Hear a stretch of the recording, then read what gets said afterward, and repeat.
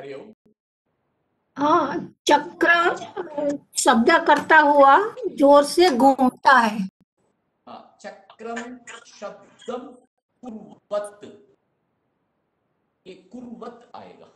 करता हुआ, क्या करता हुआ, शब्द करता हुआ, शब्दम कुर्वत। इसीलिए शब्दम यहां चाहिए हमको।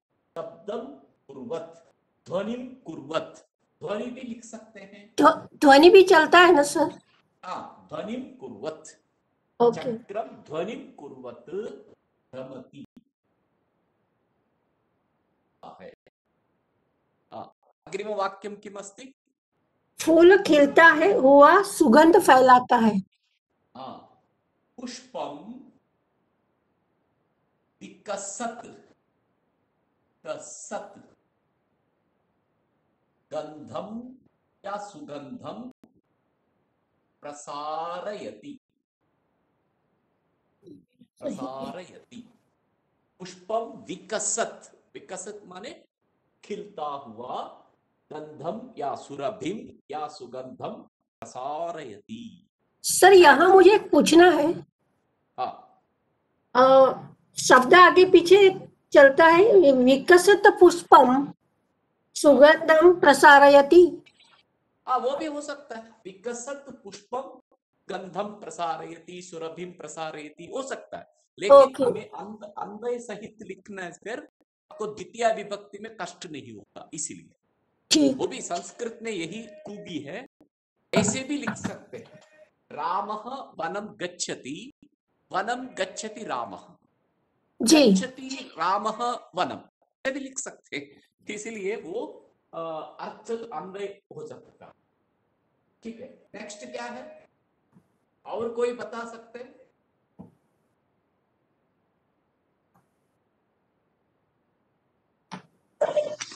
कमल सूरज को देखता हुआ खिलता है। कमलम, कमलम सूर्यम पश्यत, सूर्यम पश्यत, खिलता है ना, सूर्य को देखता हुआ खिलता है। विकसति, कमलम सूर्यम पश्यत, किसको देखता हुआ? सूर्यम पश्यत विकसति, सूर्यम पश्यत कमलम विकसति भी बोल सकते, लेकिन ये अन्वय है। कर्ता और कर्म, उसका विशेष, कर्ता का विशेषण, क्रिया एवं अन्वय क्रम से बोलने से सरल हो सकता है। इसलिए ये वाक्य कमलम सूर्यम पश्यत विकसति। नेक्स्ट क्या है? उद्यान में फूल खिल रहे हैं। रहे हैं, उद्याने, उद्यान में सप्तमी विभक्ति है। कमलम कमले कमलानी, वनम वने वनानी, उद्यानम उद्याने उद्यानानि, ये नपुंसक लिंग शब्द है, इसलिए इसका सप्तमी विभक्ति है उद्याने। उद्यान में पुष्पाणि विकसन्ति, संति, विकसन्ति संति। ये विकसन्ति जो है आपको भ्रम कर सकता है। विकसति, विकसतः, विकसन्ति, ये क्रियापद भी है। यहां विकसन्ति क्या है? शत्रंत पद है, शब्द रूप है, ये धातु नहीं है, यह धातु है। देखिए, कमलम सूर्यम पश्यत विकसति, विकसति में क्रिया है वि उपसर्ग पूर्वक काश धातु लट लकार प्रथम पुरुष एकवचन। परंतु इधर क्या है, दूसरे वाक्य में पुष्पाणि विकसन्ति संति, ये विकसन्ति कहां से आ गया? हमको इसका रूप जब लिखा आपने, पठती पठन्ति, विकसत विकसति विकसन्ति, ये बहुवचन, इसलिए प्रथमा विभक्ति बहुवचन है। इसका विशेषण है ये पुष्पाणि, कर्तृपद का विशेषण। पुष्पम एकवचनम नास्ति, पुष्पे द्विवचनम है, पुष्पाणि बहुवचन है, इसीलिए विकसन्ति संति। विकसित खिल रहे हैं, है को ले लिया, खिल रहे, विकसन्ति सन्ति, पुष्पाणि कीदृशानि सन्ति, विकसन्ति सन्ति। ऐसा ये रूप आपको क्रियापद जैसा भ्रम भी कर सकता है, आपको ये ध्यान रखना। दो रूप में बनता है, विकसति, विकसतः, विकसन्ति। ये क्रियापद है, लट लकार है, एकवचन, द्विवचन, बहुवचन। तो इधर क्या है, विकसत, विकसती, विकसत, विकसती, विकसन्ति, जगत, गति, जगन्ति, पतत, पतति, पतन्ति, पश्यत, पश्यति, पश्यन्ति, गच्छत, गच्छति, गच्छन्ति। तो भी क्रियापद है, गच्छति, गच्छतः, गच्छन्ति, ये क्रियापद है। लेकिन इसमें भी नपुंसक लिंग में, ये शत्रु पद में होता है, ये याद रखना है। शत्रंत पद में हुआ तो शब्द रूप है, क्रिया में हुआ तो धातु रूप, ये हमेशा हमें याद रखना है। कभी प्रश्न पत्रों में ऐसे प्रश्न पूछते हैं, इसमें कौन सा है क्रियापद, वो क्रियापद नहीं होगा, हो सकता है वो शत्रंत पद हो सकता है। ये वाक्य को हमें पूरा देखना है। अग्रे किमस्ति वाक्यम, मेरा मन कथा को याद कर रहा है। हाँ, मेरा मन, मेरा इत्युक्ते मम, मम संबंधे षष्ठी, संबंधे षष्ठी, किसका मन है, मेरा मन है, मम मनः। ये मनः क्या है, नपुंसक लिंग है, सकारांत मनस शब्द है। मनः मना, मनसी मनांसि, पयः पयसी पयांसि, यशः यशसि यशांसि, वचः वचसी वचांसि, नभः नभसि नभांसि, वासः वाससी वासांसि। आपने भगवत गीता में एक श्लोक सुना होगा, वासांसि जीर्णानि यथा विहाय, सुना है? हाँ हाँ, सुना है। हाँ, वासांसि माने क्या है, वस्त्र, बहुवचन है वासांसि, वस्त्र। जैसे जैसे शरीर वस्त्र बदलता है, वैसे जीवात्मा वही, शरीर बदलता है। वासांसि माने वस्त्र है, बहुवचन है, वासः एक वचन है, वाससी, वासांसि बहुवचन। इसी तरह मनः, मनसी, मनसी, मनांसि, ऐसे एक वचन, द्विवचन, बहुवचन। इधर हमारे वाक्य में क्या हुआ, मेरा मन कथा को याद कर रहा है, मम मनः कथां स्मरत् अस्ति। ये स्मरत् नपुंसक लिंग क्यों आया, बताइए कोई, स्मरत् क्यों नपुंसक लिंग है? क्योंकि मन नपुंसक है, मन नपुंसक लिंग है, इसलिए उसका विशेषण है ये। कौन स्मरण कर रहा है, मन स्मरण कर रहा है, किसको स्मरण कर रहा है, कथा को स्मरण कर रहा है, इसलिए ये कर्म पद है, ये विशेषण है कर्मकर्ता का, ये संबंध है क्रियापद। समझ में आ गया, मम मनः कथां स्मरत् अस्ति। इसी को द्विवचन में लिखना तो क्या होगा, बताइए, मम मनसी कथां स्मरसि, स्मरती, ये जाएगा। देखिए इसमें भी है, मनसी दीर्घ है, इधर भी स्मरती स्तः, ऐसा होता। फिर बहुवचन हुआ तो मम मनांसि कथां, क्या होगा, स्मरन्ति, स्मरन्ति सन्ति। ऐसे मम को अस्माकं बहुवचन है, हमारा, अस्माकं मनांसि कथां स्मरन्ति सन्ति। मम मनः कथां स्मरत् अस्ति।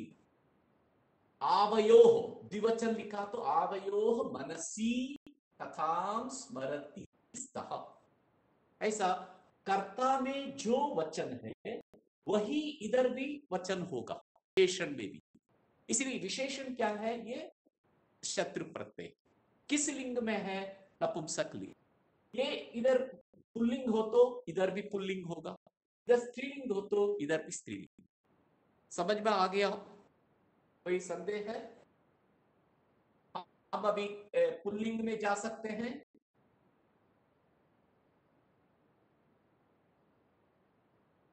पुल्लिंग पढ़ाओ। हरिओम। जी, जा सकते हैं। अब इसी को पुल्लिंग में किया तो पठ प्लस अन हो जाएगा। ये तकार था, इधर नकार है, बस पठन जाएगा। पठन्तौ पठन रूप लिख लेता हूं, आप बाद में बाकी लोगों को कर सकते, बाकी शब्दों का धातु लिख सकते। पठन, पठन्तौ, पठन्तः, पठन्तम, पठन्तौ, पठतः। इधर नकार का लोप हो जाएगा। पठता, पठत दकार है, ध्यान सभी जगह, इधर भी पतत ध्यान, पतत पतत ध्यान, पूर्वत पूर्वत ध्यान, दकार आ जाएगा। पठत ध्यान, पठद, इधर भी दकार। पठते, पठद ध्यान, पठद ध्यान, पठतः, पंचमी विभक्ति। पठध्याम, पठध्यः, पठतः, पठतोः, पठताम, पठति, पठतोः, पठत्सु। दिख रहा है? नीचे का नहीं दिख रहा है। नहीं दिख रहा है? नीचे का ही, केवल नीचे का। हाँ, पठति अंतिम वाला, पठति, पठतोः, पठत्सु। जैसे आपने नपुंसक में लिखा है वैसे ही नपुंसक लिंग जैसा ही है। उधर क्या है?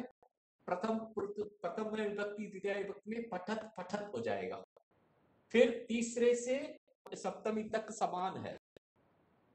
पठता, पठते, पठतः, पठतः, पठति, ऐसे ही होगा। इस तरह आपको अन्य अन्य धातु आपको सीख, क्या क्या है धातु आप बता सकते हैं। पठन सरल, अन्य क्या हो जाएगा? चलन, क्रीडन, धावन, धावन, क्रीडन, उपविशन, उत्तिष्ठन। मिलाती कैसे कर सकते हैं? मिलन, मिलन, फिर पृच्छन, छन। इन सभी का इसी तरह रूप चलेगा, इसलिए एक हमें याद रखा तो इन सब का याद हो जाना चाहिए, हो जाएगा एक ही जैसा।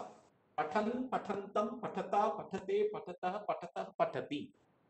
धावन, धावन्तम, धावता, धावते, धावतः, धावतः, धावति।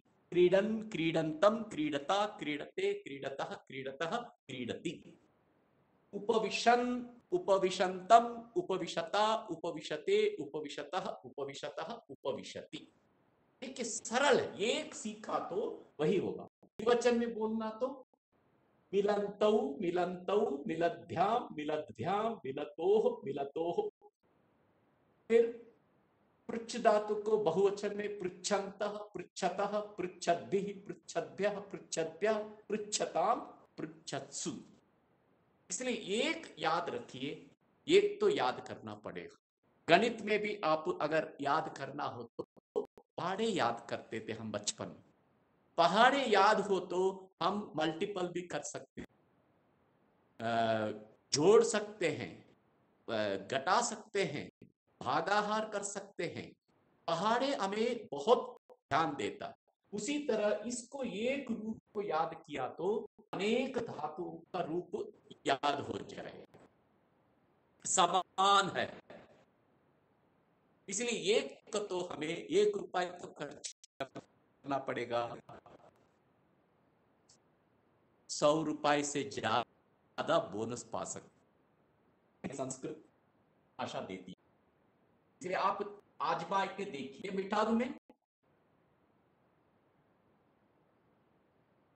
हाँ, हमें बहुवचन, एकवचन, द्विवचन ऐसा हम जब करेंगे तब हम वाक्य प्रयोग करेंगे। वाक्य प्रयोग में ये शब्दों का भी याद हो जाएगा, अनुवाद सरल हो जाएगा। अनुवाद करेंगे तो आप पढ़ सकते हैं, समझ सकते हैं। अभी वाक्य हम बोलेंगे। छात्रः पठन् लिखति। देखिए, 2 क्रिया हो रही है समकाल में, 2 क्रिया। पठन समकाल में लिखता, पठन पढ़ता हुआ लिखता है। पठन लिखति, कः लिखति? छात्रः लिखति। कथम लिखति छात्रः? पठन लिखति। इसका विशेषण है कि पठन, पाठम पठन, श्लोकम पठन, ये कर्म भी जोड़ सकते हैं। छात्रः श्लोकम पठन लिखति, गीतम पठन लिखति, भगवद गीतां पठन लिखति। कुछ भी हम कर्मपद वहां जोड़ सकते हैं। कर्मपद नहीं तो भी वाक्य हमें अभी समझ में आ जाएगा। छात्र समकाल में 2 क्रिया कर रहा। किसका समकाल है? पठन समकाल में लिखना, लेखन समकाल में पढ़ना। मैं अभी बोलूंगा, आप वाक्य बताइए। छात्र गमन समकालम पश्यति। क्या वाक्य लिखेंगे? छात्र गमनम पश्यति। ना गच्छन् गच्छन् पश्यति। छात्रः गमन समकालम पश्यति, ये वाक्य है। ये गमन क्या है? समकाल मतलब क्रिया है। वो क्रिया जब हो रही है उसके साथ साथ ये भी हो रहा, इसलिए ये समकालम लिखा है। मतलब क्या है? गच्छन्, इसमें शत्रु प्रत्यय। छात्रः गच्छन् पश्यति। एक और वाक्य बोलूंगा। अर्चकः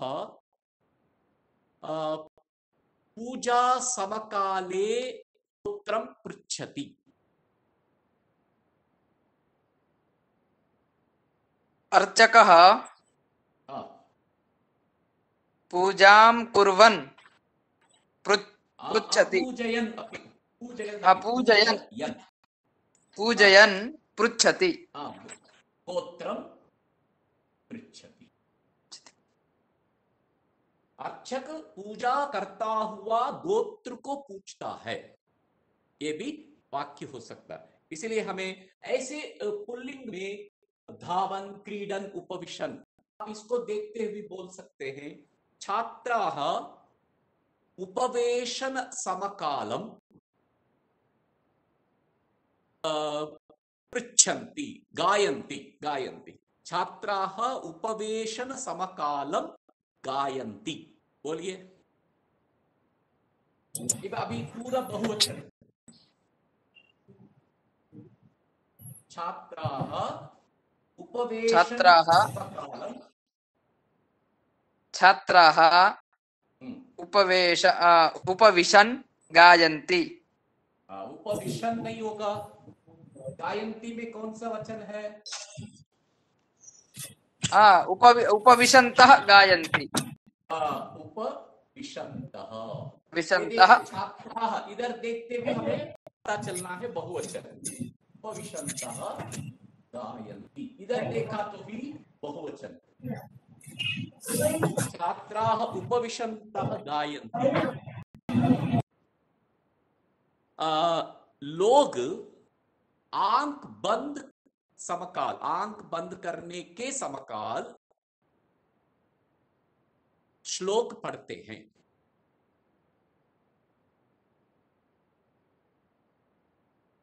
लोग आंख जनाः बंद जनाः जनाः चक्षु चक्षु चक्षु नेत्र नेत्रौ कुछ भी बोल सकते हैं। नेत्रौ निमिषन् नेत्रो नेत्रो नेत्रद्वयम् अस्ति, अत्र द्विवचन भविष्यति वा? नेत्रौ नेत्रयोः नेत्रयोः जनाः नेत्रयोः नेत्रयोः निमिषन् मैं बताता हूँ। जनाः नेत्रे निमीलयन्तः श्लोकं पठन्ति वदन्ति। जनाः नेत्रे निमीलयन्तः। उन्मीलनम निमीलनम ये दो शब्द है। उन्मीलनम माने क्या है? खोलना। निमीलनम मतलब बंद करना। आंख बंद करो मतलब निमीलयतु। उन्मेषः निमिषः। उन्मेषः माने खोलना, निमिषः माने बंद करना। अतएव उन्मीलनम निमीलनम दो शब्द है। उन्मीलनम तरम निमीलनम। उन्मीलनम मतलब खोलना, निमीलनम मतलब बंद करना। ये आंख के हिसाब से ही प्रयोग है। पुस्तकम उन्मीलनम पुस्तकम निमीलनम न होगा। ये नेत्र के हिसाब से प्रयोग है उन्मीलनम। ठीक है। ऐसे आपको अभी इसमें क्या रखना है कि पठन कैसे हुआ, ये तरीका आपको सीखना। हमें नपुंसकलिंग में क्या सीखने को मिला? अत शेष रहता है, तो क्रिया के हिसाब से धातु के पीछे अत जुड़ता है, वो नपुंसक बन जाता है। पठ अत पठत, चल अत चलत, गच्छ अत गच्छत, पत अत पतत, धाव अत धावत, हस अत हसत। ये नपुंसक लिंग में। पुल्लिंग में गच्छन पिबन, इसके लिए क्रियापद लेंगे पठति, पठतः, पठन्ति। इस ती में ये ती हटा दीजिए, तब क्या बचा है? पठन। ये है शत्रु प्रत्यय का पुल्लिंग में प्रथमा विभक्ति एकवचन रूप पठन। के बाद रूप चलाइए पठन पठन्तौ पठन्तः। समझ में आ गया? इस तरह आपको सोचना है। हर क्रियापद का क्रियापद बहुवचन लेना है, इसमें से ती को मिटाना है। पठन्ति मैं बोलूंगा, आप ती हटा दीजिए। पठन्ति पठन, लिखन्ति लिखन, पश्यन्ति पश्यन्, धावन्ति धावन, गायन्ति गायन नृत्यन्ति नृत्यन् नृत्यन्, पतन्ति पत्यन, पतन पतन पतन्ति। हसन, हसंती, हसन, हसन, विलपंती, क्या? विलपन, विलपंती, विलपन, विलपन, विलपन। हाँ, विलपन। इसका अर्थ क्या होता है महोदय? विलपति माने रोना है, विलपति माने रोता है। विलाप करना। हाँ, विलाप करना, विलाप, शोक विलाप, शोक से विलाप करते, कुछ बोलते बोलते रहते। शोक जब आता है, कोई भी कुछ किसी राम भी घर पे, राम सीता के लिए विलाप करते थे।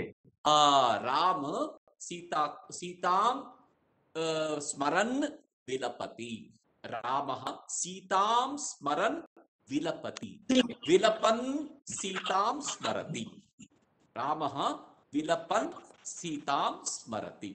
ऐसे ये रूप बनेगा। अब एक वचन द्विवचन के लिए आपको करना है, उसके लिए एक अभ्यास करा दूंगा, आप उसके बाद स्त्रीलिंग में जा सकते हैं। देखिए, छात्रः, छात्रो, छात्रा, ये प्रथमा विभक्ति, एक वचन, वचन, बहुवचन। छात्राः पठन्, छात्रौ पठन्तौ, छात्राः पठन्तः। पश्यति, लिखतः, पृच्छति। देखिए, छात्र पठन पश्यति, छात्र पढ़ता हुआ देखता है, छात्रों पठन्तौ लिखतः, दो छात्र पढ़ते हुए लिखते हैं। छात्राः पठन्तः पृच्छन्ति, एक छात्र पढ़ते हुए पूछते हैं। ऐसे एक वचन, द्विवचन, बहुवचन। पठन, पठन्तौ, पठन्तः, ये प्रथमा विभक्ति है, ये कर्ता का विशेषण हो गया। जब हम कर्म में जाएंगे, द्वितीय विभक्ति आएगा, कर्मणि द्वितीया। द्वितीय होने पर क्या होगा, इधर देखो, सह, सह मासु, गुरुः, गुरु, पठन्तं छात्रं पृच्छति। अभी देखिए, ये छात्रम क्या हुआ, कर्म हो गया, द्वितीय विभक्ति हो गई, उसका विशेषण क्या है, पठन्तम हो गया। पठन्तम छात्रम, पढ़ता हुआ छात्र से पूछता है। गुरु पूछता है, किसको पूछता है, पठन्तम छात्रम, पढ़ता हुआ, उसके नजर में जो पढ़ रहा है, उस पढ़ते हुए बालक से प्रश्न पूछता है। उसी तरह पठन्तौ,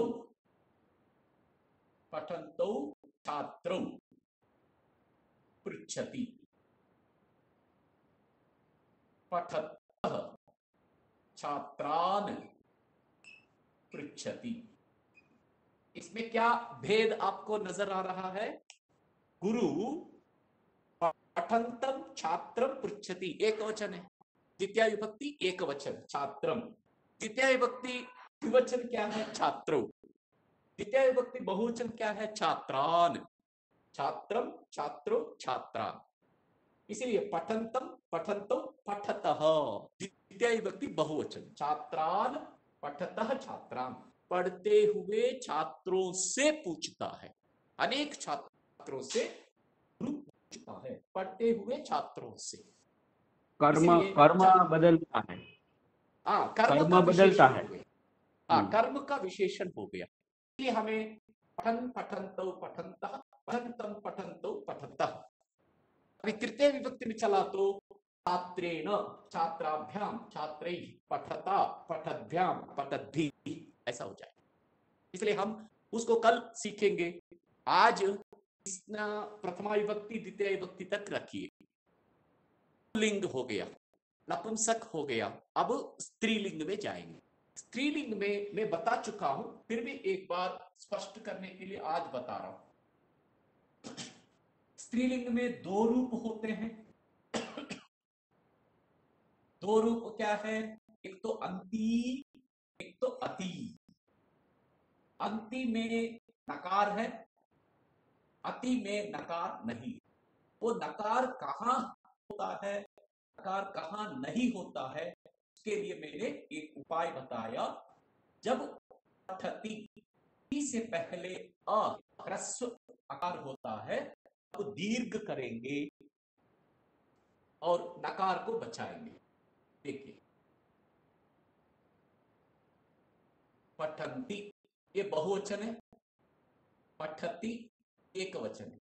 इसमें पठ अ प्लस ति, इस ती से पहले जो आ है इसके कारण इसमें नकार बचेगा, इसको सिर्फ हमें दीर्घ करेंगे, पठन ती।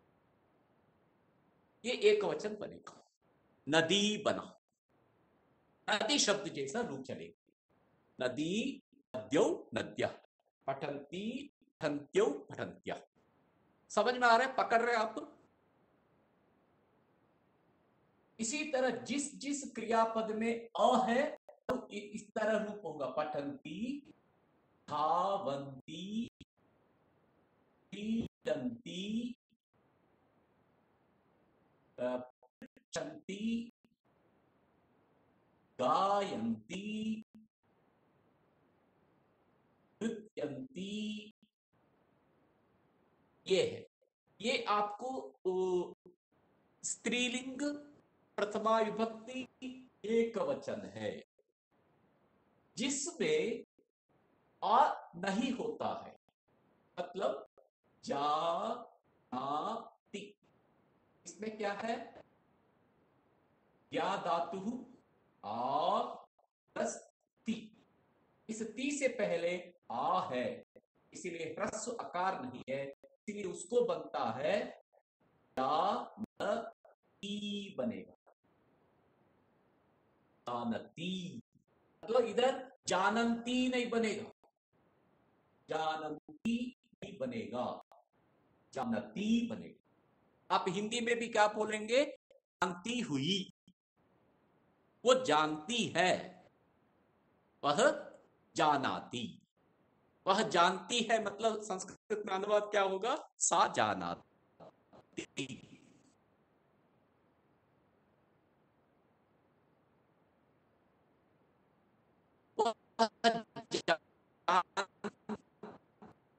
जानती हुई कहती है।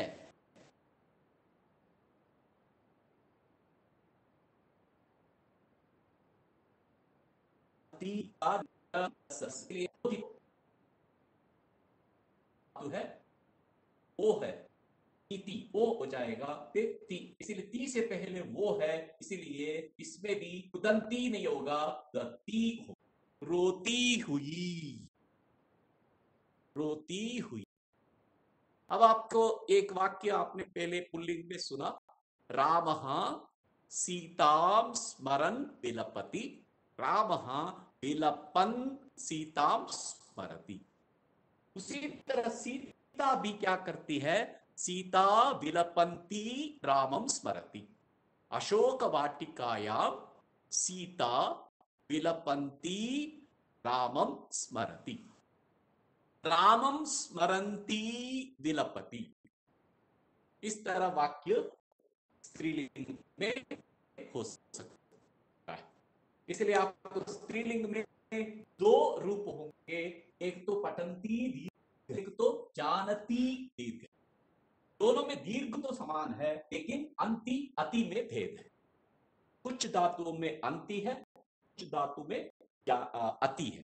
अति कहां होता है, जहां ह्रस्व आकार नहीं है वहां सब जगह अति हो। जब आकार है, ह्रस्व आकार है, वहां पठन्ती, गच्छन्ति, धावन्ति ऐसा हो। कैसे पहचानेंगे आप, एक वचन से हमें पहचान में आ जाएगा। उच्चारण करते वक्त भी आपको पठ जा आ है, रुद रुदती इधर भी नहीं है, इसलिए इसको देखते हुए एक वचन को देखिए, एक वचन में अ हो तो अंति, अ नहीं तो अ से भिन्न स्वर हो तो अति, नकार को लोप कर। समझ में आ गया? कोई संदेह हो तो पूछ सकते।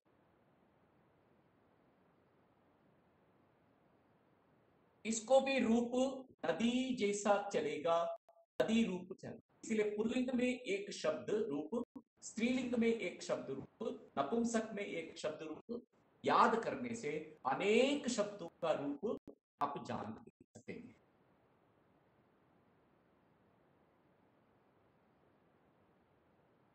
इसलिए आपको याद रखने से बहुत सरल वाक्य हो जाएगा। अब मैं वाक्य बोलूंगा, आप बोलिए। पार्वती शिव को ध्यान करती हुई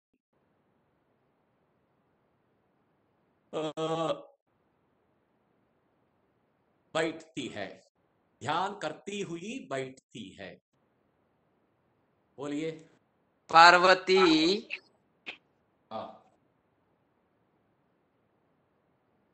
पार्वती ध्यान्ति उपविशति।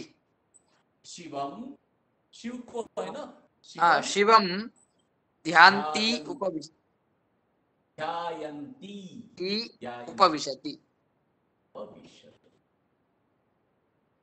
इसको बदल दीजिए, पार्वती उपविशन्ति शिवम ध्यायति, ये भी हो सकता है। पार्वती उपविशन्ति शिवम ध्यायति।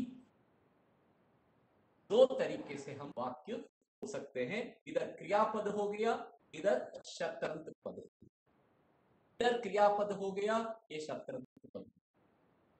पार्वती शिवम ध्यायन्ती उपविशति, पार्वती उपविशन्ति शिवम ध्यायति, बैठती हुई शिव को ध्यान करती है, शिव को ध्यान करती हुई बैठती है। अब आप उत्तम पुरुष में बोलिए इसी वाक्य को। उत्तम पुरुष अहम बोलिए, अपने अपने बोलिए। अहम स्त्रीलिंग में बोलिए, पुल्लिंग में नहीं, बाद में पुल्लिंग। अभी कोई स्त्री बोलिए। हाँ, अहम अहम ध्यायन्ती स्मरामि। किसको ध्यायन्ती? अहम विष्णुं ध्यायन्ती, विष्णुं ध्यायन्ती स्मरामि। स्मरामि, किसको स्मरामि? ये देखिए, स्मरामि आने पर आकांक्षा होती है। किसको स्मरण करते हैं आप? ध्यान तो विष्णु को कर रहे हैं, स्मरण किसको करते हैं? ध्यान करते हुए स्मरण करता हूँ। किसको स्मरण करते हैं? लक्ष्मी जी का, लक्ष्मी जी का। ठीक है, विष्णु ध्यायन्ती लक्ष्मी स्मरामि, लक्ष्मी स्मरामि, ये बात स्मरण होगा ना। अब बोलिए। यहाँ ध्यायन नहीं होगा, पुरुष में है, ध्यायन नहीं। अब पुल्लिंग में होगा, पुल्लिंग में होगा। अहम विष्णु ध्यायन लक्ष्मी स्मरामि, ये पुल्लिंग में हो जाएगा। ये उत्तम पुरुष के लिए है तो ध्यायामि नहीं होगा? नहीं, ध्यायामि क्रियापद है, ध्यायामि क्रियापद है। अब हमने क्या इधर लिखा? हमने शत्रु प्रत्यय, शत्रु प्रत्यय का लिखा। हाँ। उसके शत्रु प्रत्यय का स्त्रीलिंग में क्या होगा? ध्यायन्ती। पुल्लिंग में क्या होगा? ध्यायन। अहम, मैं बोलूंगा, मैं पुरुष है। अहम आठम विष्णु ध्यायन लक्ष्मी स्मरामि। समझ में आ गया? अहम विष्णु ध्यायन संस्कृतम पाठयामि, क्योंकि ध्यायम वो क्रिया है। दो क्रिया है, क्रिया है, लेकिन उस पर हमें क्या लिख दिया? शत्रु प्रत्यय जोड़ दिया, विशेषण हो गया। मैं विष्णु को ध्यान करता हुआ, मैं विष्णु को ध्यान करती हुई लक्ष्मी को याद करती हूँ, लक्ष्मी को याद करता हूँ।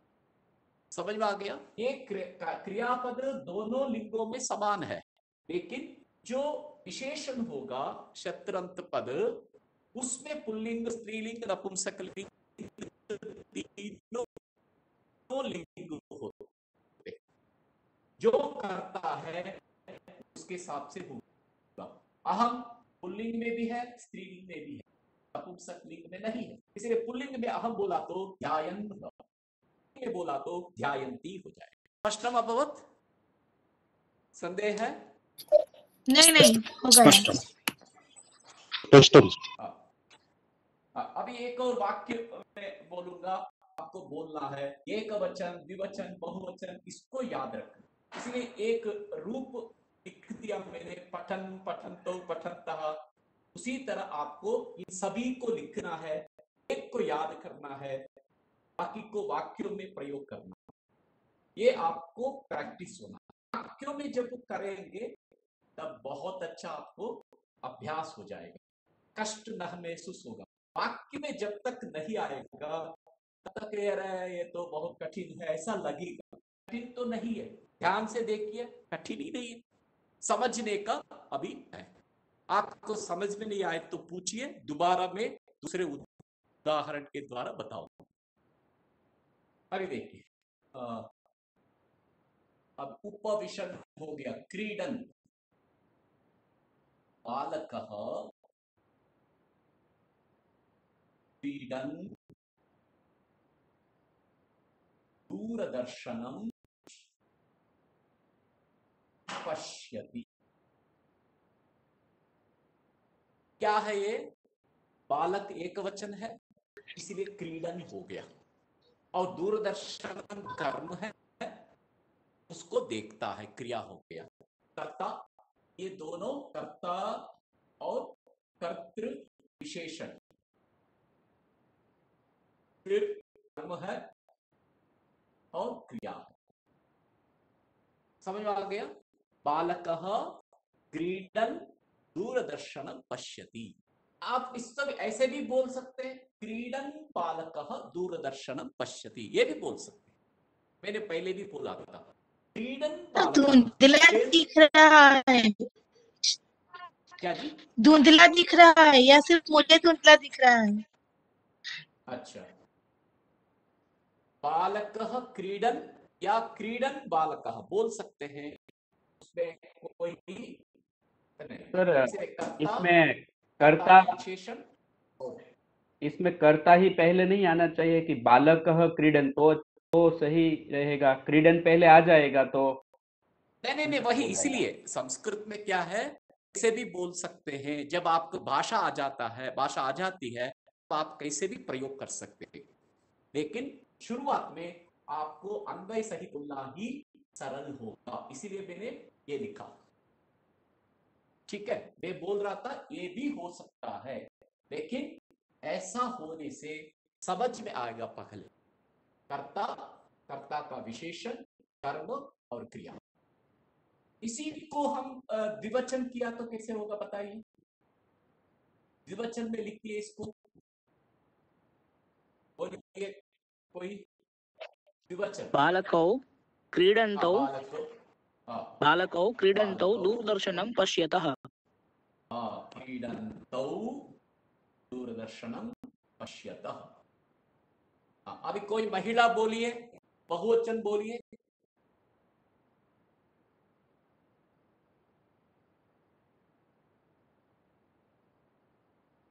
बहुवचन बोलिए। सर मुझे धुंधला दिख रहा है, धुंधला दिख रहा है, मैं कुछ देख ही नहीं पा रही हूँ। सबको ऐसा है, आपको ही अकेला? बाकी लोग देख रहे नहीं देख रहे बताइए? हाँ, अब दिखा थोड़ा, अब दिखा थोड़ा। बोलिए, बहुवचन बोलिए, बहुवचन बोलिए, बहुवचन बोलिए,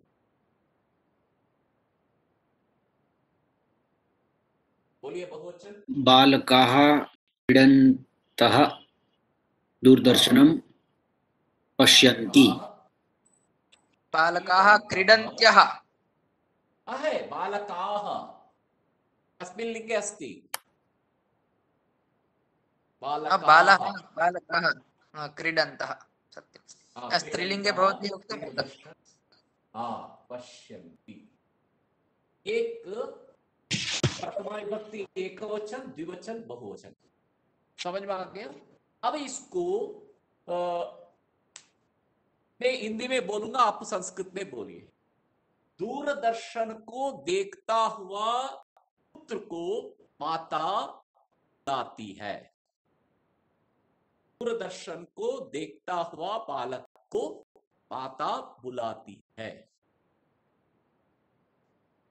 दूरदर्शनं माता तं बालकं माता आह्वयति। माता और कोई बोलिए, और कोई बोलिए। माता दूरदर्शनं पश्यन्तं बालकम् आह्वयति। Very good. पश्यन्तं बालकम् आह्वयति। Very good. बालकम् दूरदर्शनं पश्यन्तं बालकम् आह्वयति। कम आह्वयति? बालकम् आह्वयति। का आह्वयति? माता आह्वयति। कीदृशं बालकम् आह्वयति? दूरदर्शनं पश्यन्तं दूरदर्शनं पश्यन्तं बालकम् आह्वयति। ये आपको द्वितीय विभक्ति हो जाए। समझ में आ गया? अभी हम अभी स्त्रीलिंग में जा सकते हैं। तीनों लिंगों में हो गया। अभी इसको आप अभ्यास करिए, तब ठीक हो जाएगा। अब क्या क्या इसमें आपने सीखा, एक एक बोल सकते हैं। आज क्या क्या सीखा? शत्रु प्रत्यय माने क्या है, कोई बता सकता है? जब एक साथ में समकाल में दो क्रियाएं हो रही हो तो उसे बताने के लिए शत्रु प्रत्यय होता है। हाँ, ठीक है। उसको कैसे, एक उदाहरण बताइए। समकाल में कैसे? समकाल में कोई लिख रहा है गच्छन् खादति, गच्छन् न खादेत। ये हमारे नीति है। जाता हुआ, चलता हुआ खाना नहीं चाहिए। ठीक है, नहीं आपने ठीक वाक्य गायति गायति गायति, ठीक है, गायति, गच्छन् गायति। साथ। और इसमें शत्रु प्रत्यय में तीनों लिंगों में रूप होते हैं। तीनों लिंगों में रूप होते।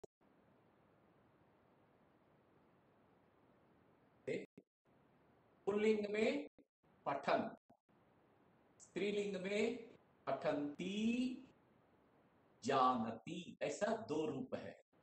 फिर नपुंसकलिंग में पठत, इसका रूप चलता है जगत जैसा, इसका रूप चलता है दी जैसा, इसका चलता है भवत शब्द जैसा, भवत, भवान, भवन्तौ, भवन्तः। परंतु इधर पठन होगा, भवान, पठान नहीं होगा। पठन, पठन्तौ, पठन्तः, पठन्तं, पठन्तौ, पठतः, पठता, पठद्भ्यां, पठद्भिः, पठते, पठद्भ्यां, पठद्भ्यः, पठतः, पठतोः, पठताम्, पठसि, पठतोः, पठत्सु। ऐसा सात विभक्ति में रूप चलता है। वाक्य हम बढ़ा के चल सकते। अब हम कृदंत प्रत्यय में एक और है शानच प्रत्यय। शानच प्रत्यय भी इसी अर्थ में होता है, प्रेजेंट कंटिन्यूअस के लिए ही वो भी प्रयुक्त। लेकिन आत्मनेपदी धातु से जुड़ता है। शत्रु प्रत्यय परस्मैपदी के साथ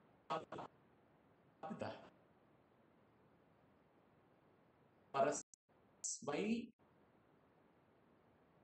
पदम। तो शानच है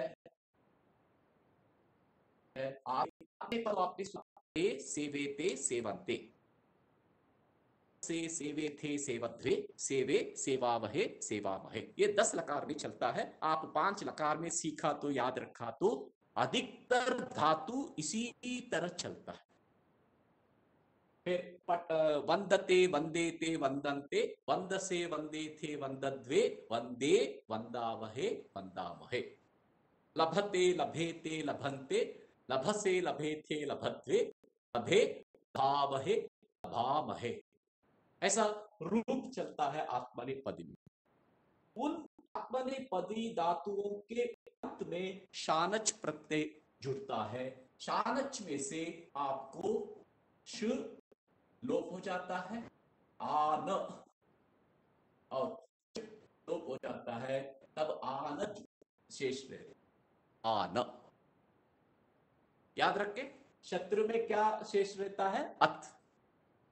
शानच में क्या शेष रहता है? आन। अब ये धातु के साथ पीछे जुड़ा है वंद प्लस शानच। इसमें इसको रूप है वंदते। इस ते से पहले आ है, वंद प्लस अ प्लस ते, दिख रहे? वंदते। इस अ हो तो इस स्थान पर अकार आदेश हो जाए, मुगागम बोलते, मुख का आगम। मुगागम होने पर आन से पहले क्या हो जाएगा? मुख आ जाएगा, मुंह में से अकार शेष रहेगा, में आन शेष है। वंद आन क्या बन जाएगा? मान हो जाएगा, मान, वंदमान, वंद। ऐसा रूप बनेगा शानच प्रत्यय से वंदमान। वंद प्लस अ प्लस शानच, इसमें से आन है, इसमें के बीच में क्या आएगा? व आएगा, वंदम आन, वंदमान। मिला लीजिए, वंदमान। इसके पुल्लिंग में विसर्ग जोड़िए, वंदमानः। स्त्रीलिंग में वंदना, नपुंसकलिंग में वंदमानम। ये राम शब्द जैसा चलता है, ये रमा शब्द जैसा चलता है, ये फलम जैसा, बहुत सरल है। राम शब्द, रमा शब्द, फलम शब्द आपको आना चाहिए, आया होगा, आपने बचपन में भी पढ़ा होगा, याद होगा, नहीं तो एक बार देख लीजिए।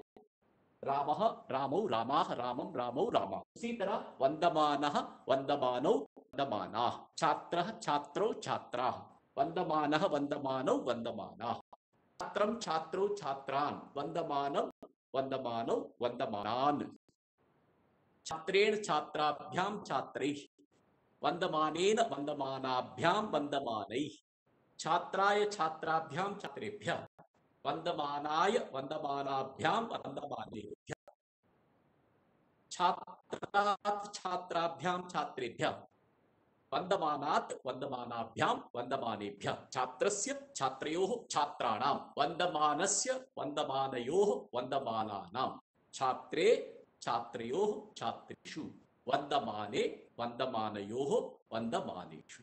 ऐसा पुल्लिंग में राम शब्द जैसा चलता है, अकारांत पुल्लिंग शब्द जैसा चलता है। स्त्रीलिंग में लता, रमा, कथा, अनिता, कोई भी आप याद रखेंगे उसके साथ चलिए, वंदमान। आज रात को आप एक समय निकालिए, कल शाम तक मेरे को तीनों को रूप लिख लीजिए, वंदमान, वंदमाना, वंदमान। राम, रमा, फलम शब्द जैसा 7 विभक्ति में रूप लिखिए, आपको समझ में आ जाएगा। इसलिए इसमें क्या होगा? एक और सरल उपाय है, वंदते। सर स्क्रीन ब्लर हो रही है आपकी, अभी दिखाई दे कलर नहीं दिखाई दे। मैं भी कब से यही कह रही हूँ, मैं भी कब से यही सोच रही हूँ कि स्क्रीन ब्लर हो रही है। ठीक है, अभी देखिए, अब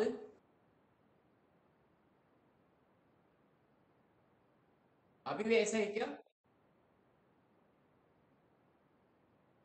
हाँ ऐसे आई ये थिंक नेट थोड़ा वो डेटा स्लो है ना, इसलिए थोड़ा ऐसे ब्लर होता है, थोड़ी थोड़ी देर में क्लीन होता है फिर वो ब्लर होता है ऐसा। बट थोड़े आंखों को तसदी देंगे तो पढ़ पाएंगे, ऐसा वो थोड़ा सा वो स्ट्रेस लगेगा बट पढ़ पा रहे हैं। अच्छा अच्छा अच्छा, ये मेरे ख्याल से नेटवर्क की कमजोर है।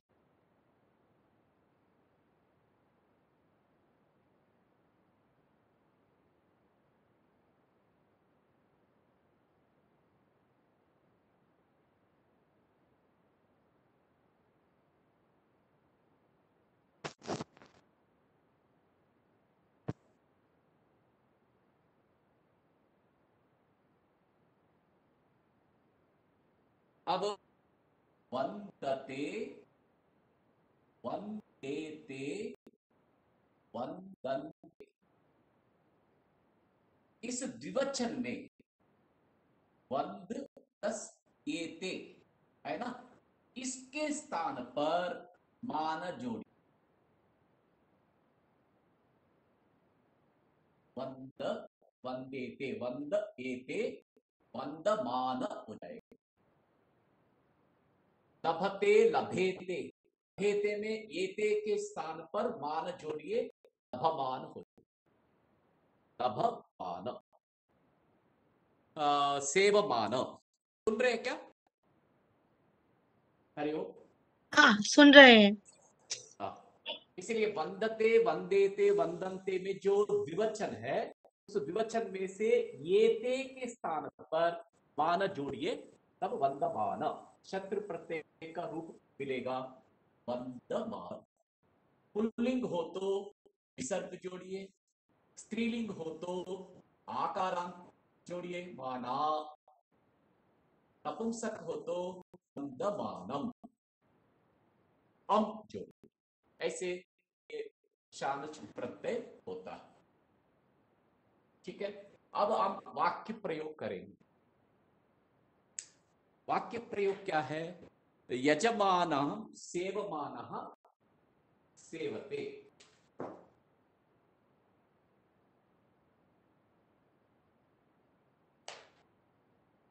गुरुं सेवमानः शिष्यः आगच्छति, गुरुं सेवमानः, अहम गुरुं सेवमानः शिष्यः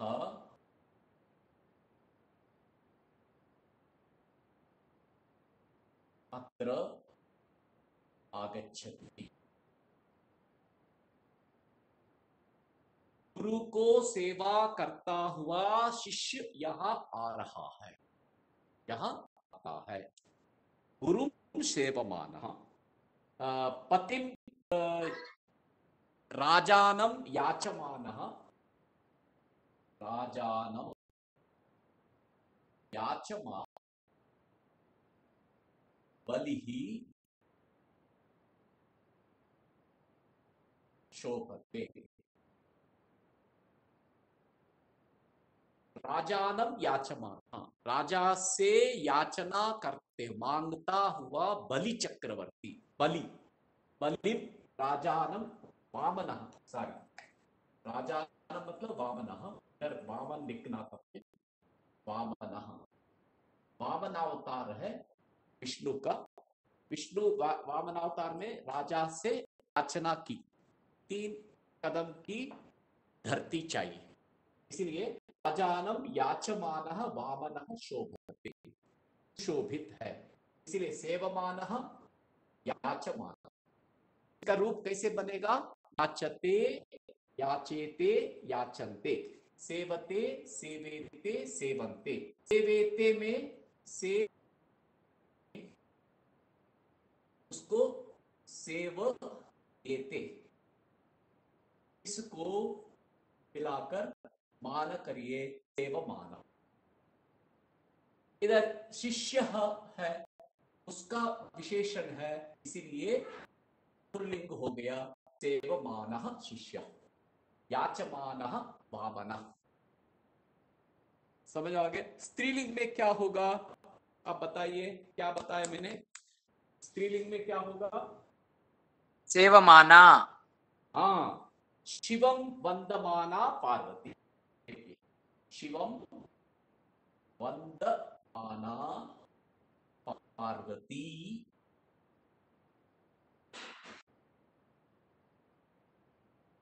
शिवम वंदमाना पार्वती। पार्वती स्त्रीलिंग है, इसलिए वंदमाना हो। एवं तीनों लिंगों में चानच प्रत्यय आत्मनेपदी धातुओं के पीछे जुड़ता है, वो भी शत्रु प्रत्यय जैसा ही शब्द रूप धारण करता है तीनों लिंगों में। पुल्लिंग में, स्त्रीलिंग में, नपुंसक लिंग। पुल्लिंग में होने पर राम शब्द जैसा अथवा अजंत पुल्लिंग जैसा, स्त्रीलिंग में अजंत स्त्रीलिंग जैसा अथवा सीता लता जैसा, फिर नपुंसक लिंग में कलम जैसा अजंत नपुंसक लिंग शब्द जैसा बनता। इस तरह आपको शत्रु प्रत्यय, शानच प्रत्यय आपको सामान्य रूप से परिचय कराया। कल हम 7 विभक्ति में कैसे होगा वो समूह में भी लिख के भेजूंगा, कल भी इधर पढ़ाऊंगा। कोई संदेह हो तो पूछ सकते हैं, दोनों में क्या अंतर है? रूप में, अर्थ में अंतर नहीं है, भेद नहीं, अर्थ में भेद नहीं है, रूप में भेद है।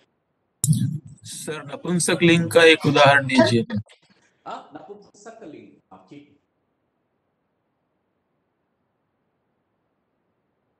अभी देखिए, सरसी शोभमानम कमलम। कमल, सरसी माने तालाब में, सरस में, शोभमानम कमलम मतलब शोभमान, अत्यंत सुशोभित कमल है। कमल कैसा है? अत्यंत सुशोभित है, सुंदर है, रमणीय है, उसकी शोभा देखने को मिलता है सरसी में। सरसी शोभमानम कमलम, समझ आ गया? पर्वतात वहमानम जलम। जी। पर्वतात वहमानम जल मतलब क्या है? वहमान, पर्वत से बहता हुआ जल, बहता हुआ जल। वहते, वहते रूप है, वहते, वहेते, वहन्ते, बहता हुआ जल। ये जलम नपुंसक लिंग है, इसलिए वहमानम। कमलम नपुंसक लिंग, इसलिए शोभमान हो सकता है, वहमाना भी हो सकता है, शोभमानः शोभमाना भी हो सकता है, लेकिन जैसा करता है वैसा लिंग हो। इसमें नपुंसक लिंग है, इसलिए नपुंसक। महोदय, है? मध्ये किञ्चित् अहम् एतत् करोमि। अस्माकं कुलपतिचरणाः अपि आगताः सन्ति, अतः अग्रे किञ्चित् समयस्य अपि चर्चा, पुनः कुलपतिचरणाः अपि किञ्चित् छात्रैः सह संवादं कर्तुम् इच्छन्ति, अतः वदतु वदतु जी अवश्यम् अवश्यम्। तान् आह्वयतु, आमन्त्रयतु, स्वागतं वदतु। अवश्यम्, मत्पक्षतः अपि स्वागतम्। नमस्कारः, महान् आनन्दः, महान् सन्तोषः। ममापि ज्ञानम् एतेन व्याजेन किञ्चित् वर्धितम्। एतावन्ति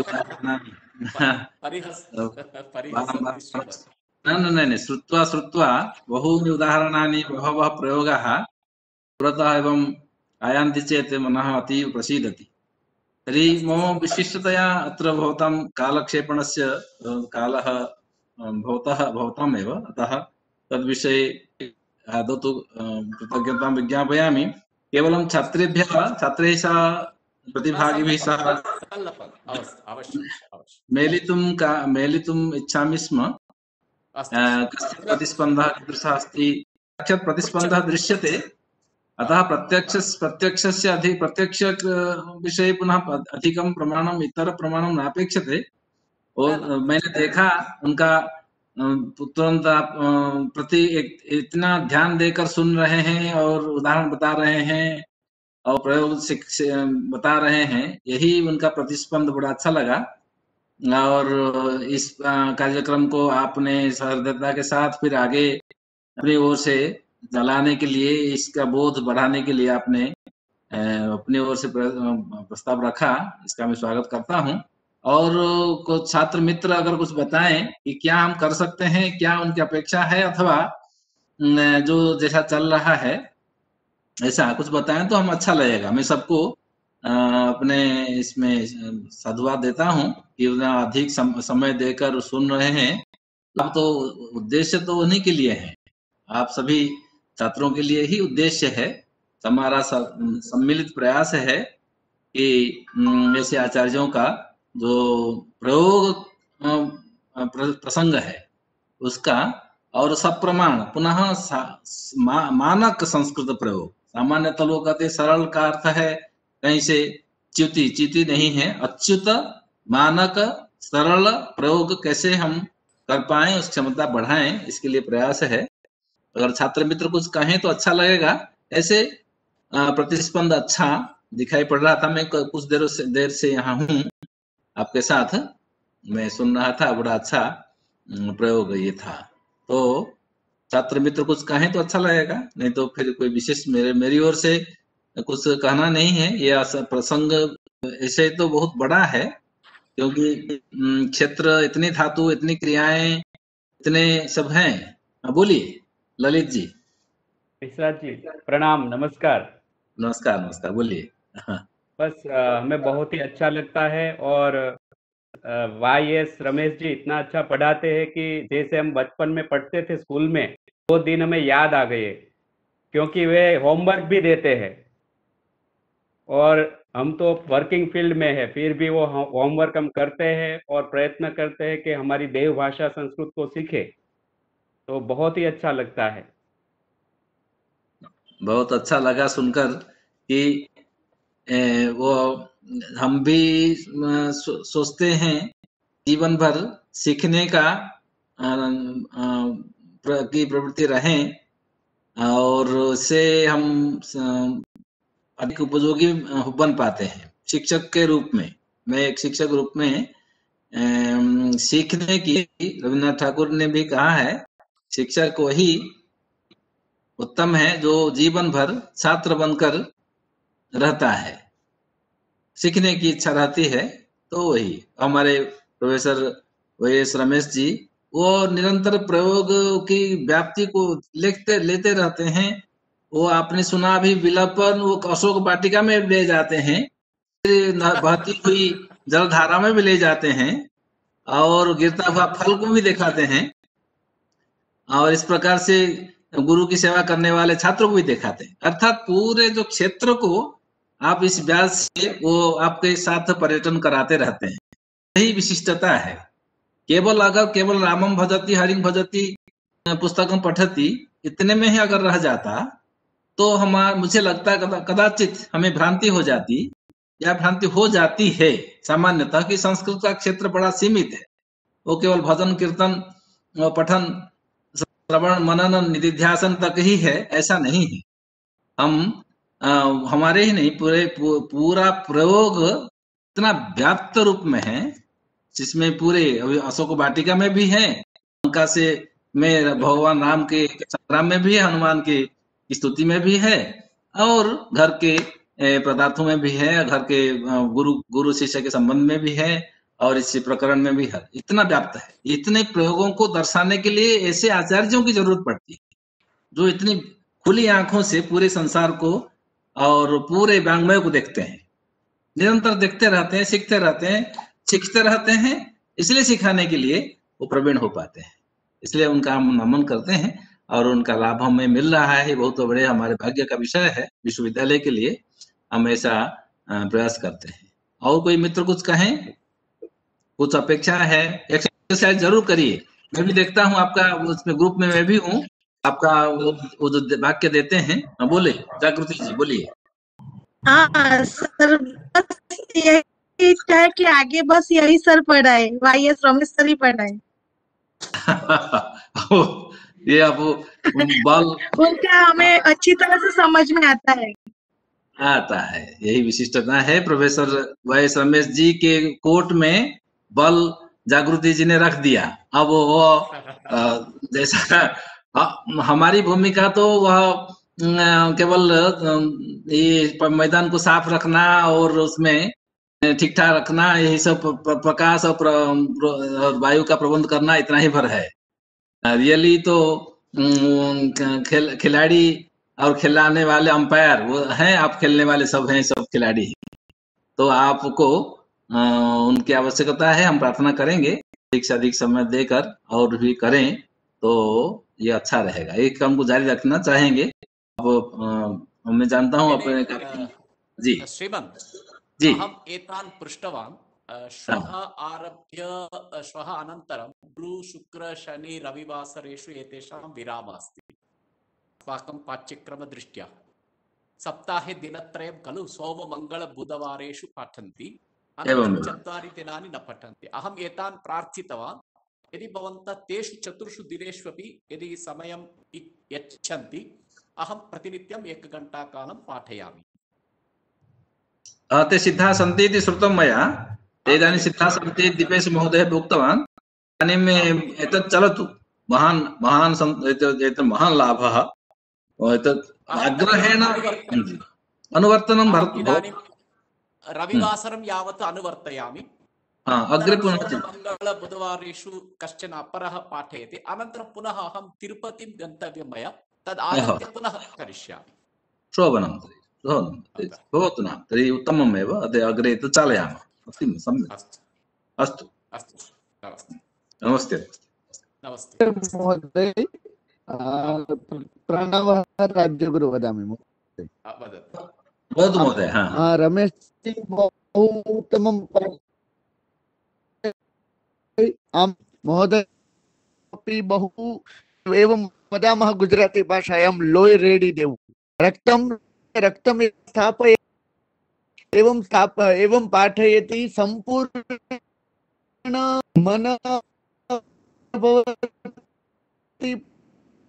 भवति सम्यक् बहु अभवत्। तेन साकं वक्तुम् इच्छामि, वयं कुर्मः अस्माकं षोडशसंस्थे अपि यत् समयस्य किञ्चित् परिवर्तनम् आवश्यकं, कारणं वयं तत्र यथा समयं भवन्तः निर्दिशन्तु, तस्मिन् समये एवं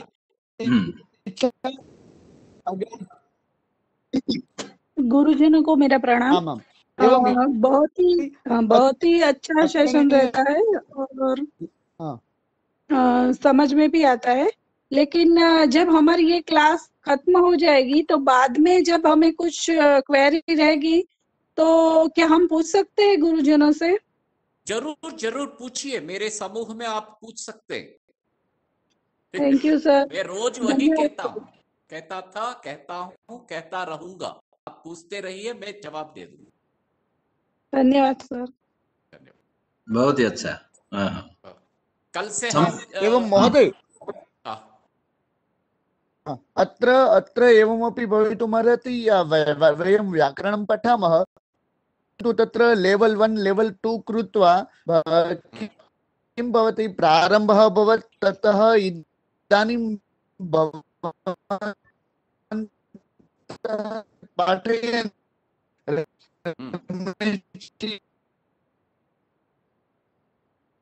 अपेक्षा आरभ्य बहु सुकरं भवति।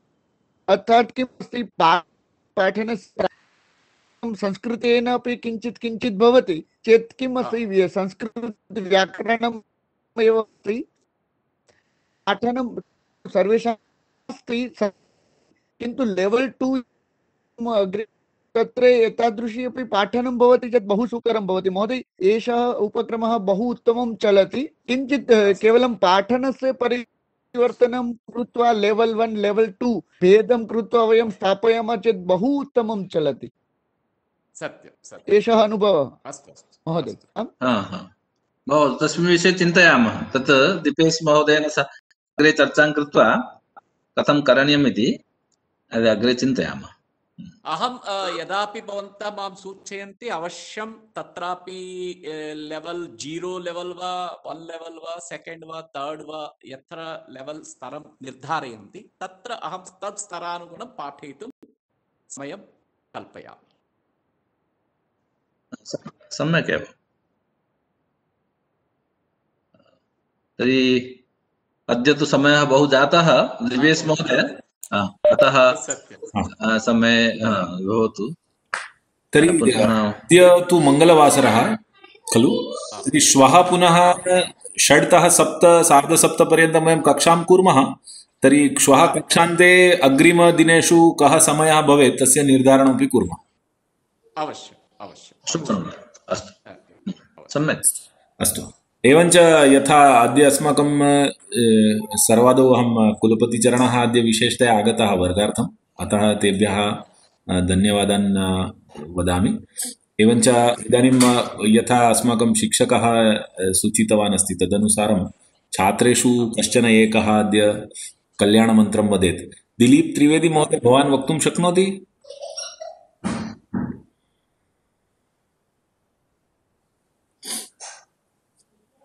ॐ पूर्णमदः पूर्णमिदं पूर्णात् पूर्णमुदच्यते पूर्णस्य पूर्णमादाय पूर्णमेवावशिष्यते। ॐ शान्तिः शान्तिः शान्तिः। ॐ नमो नमः। अयं मन्त्रः अपि सर्वैरपि लेखनीयः, सर्वैरपि स्मरणीयः। अवश्यम् कश्चित् दिने छात्रेषु कश्चित् वदति, दृष्ट्वा वदतु चिन्ता नास्ति, परन्तु उच्चारणं सम्यक् कुर्यात्। श्रवणम्। अस्तु, श्वः मिलामः। शुभरात्रि। धन्यवादः। धन्यवादः।